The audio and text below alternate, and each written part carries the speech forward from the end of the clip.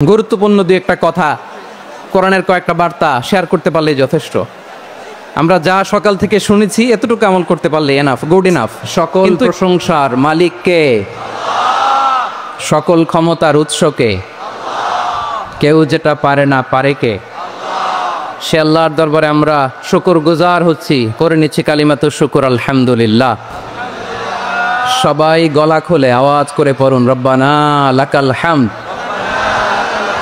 হামদান কাসীরান তাইয়্যিবান মুবারাকান ফীহি ইয়া রাব্বি লাকাল হামদু কামা ইয়ানবাগি লিজালালি ওয়াজহিকা ওয়া আযীমি সুলতানিকা লাকাল হামদু বিল ঈমান লাকাল হামদু বিল ইসলাম লাকাল হামদু বিল কুরআন।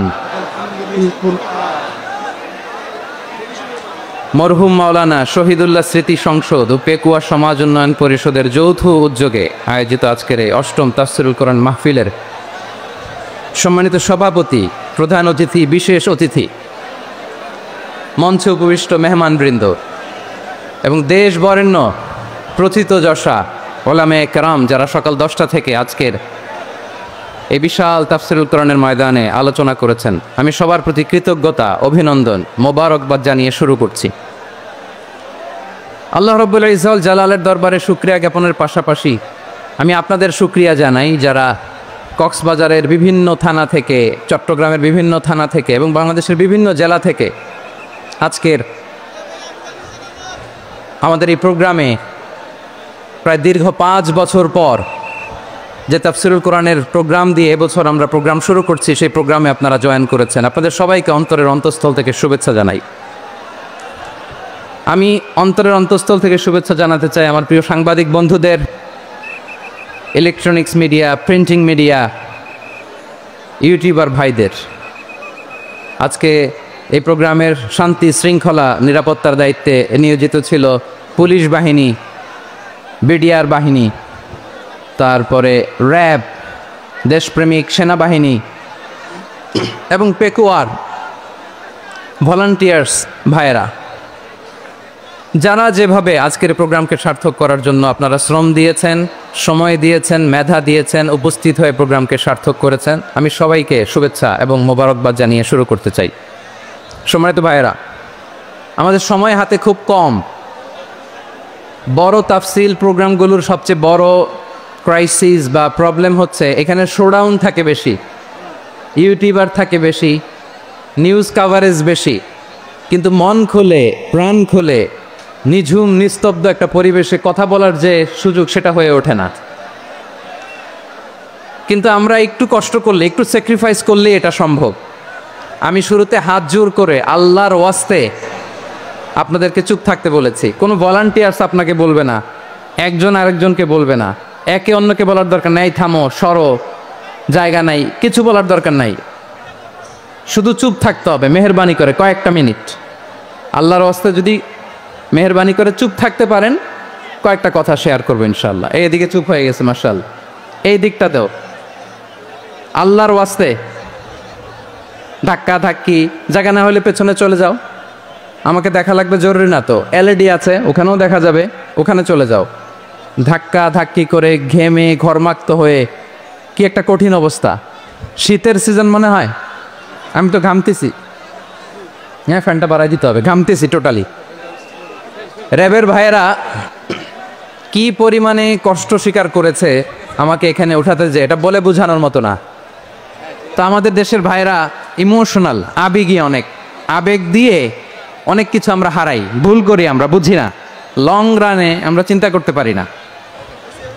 একটা নিঝুম নিস্তব্ধ পরিবেশ যদি দেয়া যেত, কথা বলতে পারতাম, লক্ষ লক্ষ কোটি কোটি মানুষ, সারা পৃথিবীর মানুষ এটা শুনতো, মানুষের মন, মস্তিষ্ক, চিন্তা, মননে পরিবর্তন আসতো। কিন্তু ধাক্কা ধাক্কি করে আসতে আসতে আমাদের মাইন্ড ডিস্টার্ব হয়ে যায়। কিছু বুলেট পয়েন্ট সাজিয়ে নিয়ে আসছে, যেটা বলবো এটা ব্রেন থেকে হারিয়ে যায়, আর মনে রাখতে পারি না। জান নিয়েই তো টানাটানি, আমি মনে রাখবো কি? জান নিয়ে টানাটানি। তো যদি আমরা প্রতিটা বড় বড় পাবলিক ইভেন্টে যদি এরকম করি, আমাদের পক্ষে কি আর ময়দানে কথা বলা সম্ভব হবে? বাধ্য হয়ে পরে ফেসবুকে ঘোষণা দিব যে আমি আর তাফসির মাহফিলে নাই। আমি মসজিদের হালাকা করব, 20 জন নিয়ে আমি দাওয়াতি কাজ করব, যথেষ্ট, গুড ইনাফ। এটাই আপনারা চান নাকি? এটাই চান? তো একটু মেহরবানি করে চুপ করা যাবে না? জায়গা না হলে পেছনে চলে যান, কিন্তু যারা থাকবেন চুপচাপ, আওয়াজ করা যাবে না। আল্লাহর ওয়াস্তে অনুরোধ করার পরে যদি এটা ভায়োলেট করেন, জবাব দিতে হবে আল্লাহর কাছে। খবরদার, আল্লাহর ওয়াস্তে বলেছি,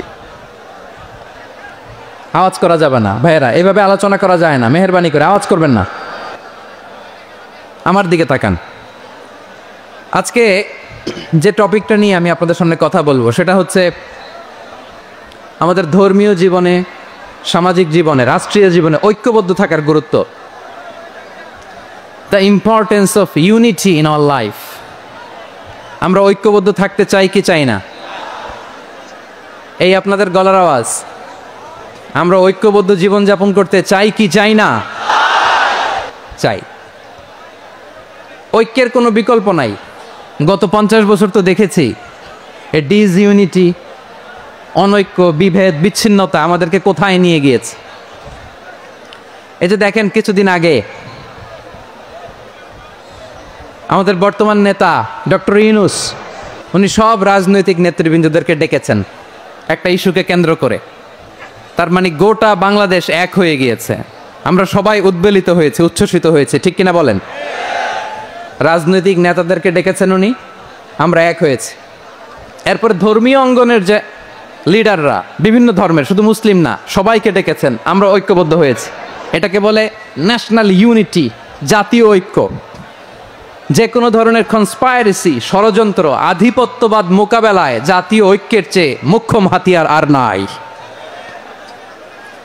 আমাদের একটা প্রতিবেশী দেশ আছে, আমরা আমাদের দেশ নিয়ে যত ভাবি তারা তার চেয়ে বেশি ভাবে। কথা বুঝতেছেন না? আরো ভেঙে বলতে হবে। হ্যাঁ, আমরা আমাদের দেশ নিয়ে যত উদ্বিগ্ন, এদের আরো টেনশন বেশি। বলেন, আমাদের দেশে শান্তি আছে না নাই? আমরা হিন্দু মুসলিমে কখনো দাঙ্গা লাগে? আসতে বলেন, কেন লাগে?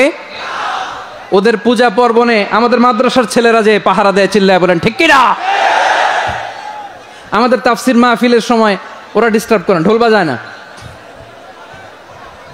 ওদের পূজা পার্বণের সময় আমাদের তাফসির মাহফিলের ডেট হলে আমরা চেঞ্জ করে দেই। সুবহানাল্লাহ, কি সাম্প্রদায়িক সম্প্রীতির রোল মডেল। আর ওই বাংলাদেশের ব্যাপারে তারা অনেক ডিসইনফরমেশন ছড়াচ্ছিল। ভারতের অনেকগুলো গণমাধ্যম, আমি জেনারেলাইজ করব না, আমাদের প্রতিবেশী দেশের সব গণমাধ্যমকে আমি দোষ দিতে চাই না, অনেকগুলো গণমাধ্যম তারা ডিসইনফরমেশন শেয়ার করেছে। ডিসইনফরমেশন আর মিস ইনফরমেশনের পার্থক্য আছে। মিস ইনফরমেশন না জেনে ভুল বুঝে একটা মিথ্যা বা ভুল তথ্য ছড়িয়ে দেয়া, এটার ক্ষমা আছে, এটার কি আছে? আর ডিসইনফরমেশন মানে ইচ্ছা করে, প্ল্যান করে, ম্যাপ করে, ছক এঁকে মিথ্যা, গুজব, রটনা সোশ্যাল মিডিয়ায় ছড়ানো, এটার ক্ষমা আছে? আওয়াজ করে বলেন, ক্ষমা আছে? ভারতের কিছু গণমাধ্যম তাই করেছে। আমরা ব্যথিত হয়েছি, আমাদের হৃদয়ে রক্তক্ষরণ হয়েছে। আমাদের প্রতিবেশী দেশকে বলতে চাই, আমাদের দেশ নিয়ে আপনাদের ভাবার দরকার নাই। নিজের চরকায় তেল দেন, নিজের দেশ নিয়ে ভাবেন। গত মাসের ভয়েস অফ আমেরিকার রিপোর্ট, বাংলাদেশে সংখ্যালঘু জনগোষ্ঠী আগের চেয়ে বেশি নিরাপত্তা পাচ্ছে। Report voice of America, Muslim report নাকি? মুসলিম জরিপ, ভয়েস অফ আমেরিকা। কথা বুঝে নাই বোধহয়। ভয়েস অফ আমেরিকা কি আমাদের রিপোর্ট? না, ভয়েস অফ আমেরিকার জরিপ, বাংলাদেশের সংখ্যালঘু জনগোষ্ঠী আগের চেয়ে ভালো নিরাপত্তা পাচ্ছে। শুধু এখানেই শেষ না, মাইক্রোসফটের একটা জরিপ শোনাই আপনাদেরকে। তারা সারা পৃথিবীতে গুজব, ভুয়া আর মিথ্যা নিউজ ছড়ানোতে কোন দেশ সেরা একটা রিপোর্ট করেছে। এর মধ্যে 1 নম্বরে এসেছে ভারতের নাম। মাইক্রোসফট তো মুসলমানরা চালায় না? কথা বোঝে নাই বোধহয়। প্রতিবেশী দেশকে বলবো, আপনারা নিজের চরকায় তেল দেন, আপনারাও শান্তিতে থাকেন, আমাদেরকেও শান্তিতে থাকতে দেন। সব চেঞ্জ করা যায়, প্রতিবেশী চেঞ্জ করা যায় না। আমাদের ল্যান্ড তাদের ল্যান্ড, পাশাপাশি। আমরা চাই তারাও সুখে থাক, আমরাও সুখে থাকি, ঠিক কিনা? কিন্তু প্রতিবেশী হলে বন্ধুত্বপূর্ণ আচরণ করতে হয়। প্রতিবেশী যদি বন্ধু না হয়ে প্রভু হতে চায়, এরকম দানব প্রতিবেশী কেউ চায় না। ভারত যদি বন্ধুত্ব উপহার দেয়, আমরাও বন্ধুত্ব দিব। কি বলেন? তারা যদি বন্ধু সুলভ আচরণ করে, আমরাও বন্ধুত্ব উপহার দেব। কারণ আমাদের পররাষ্ট্র নীতি হচ্ছে সবার সাথে বন্ধুত্ব, কারোর সাথে বৈরিতা নয়। আলহামদুলিল্লাহ বলেন। কত চমৎকার পলিসি আমাদের। আমরা নির্বিবাদী, আমরা বাংলাদেশিরা শান্তিকামী। We are proud of that. এজন্য আমরা গর্ববোধ করি। আমাদের পররাষ্ট্র নীতি সবার সাথে বন্ধুত্ব, কারোর সাথে শত্রুতা নয়। তাই প্রতিবেশী দেশকে বলবো, আমার ভাইয়েরা, আপনারাও আমাদের ভাই, বন্ধুত্ব দিলে বন্ধুত্ব পাবেন। বন্ধুত্ব ইজ ওয়েলকাম, দাদাগিরি নয়। বন্ধুত্ব ওয়েলকাম, দাদাগিরি নয়। Loud and clear. ভারত যদি বন্ধুত্ব দেখায়, বন্ধুত্ব পাবে। কিন্তু ভারত যদি বাংলাদেশে আধিপত্যবাদ বিস্তার করতে চায়, বাংলাদেশের 18 কোটি জনগণ সেটা রুখে দেবে। ভারত যদি গৌর গোবিন্দের ভূমিকায় নামতে চায়, দেশের 18 কোটি মুসলমান শাহজালালের ভূমিকায় নামবে।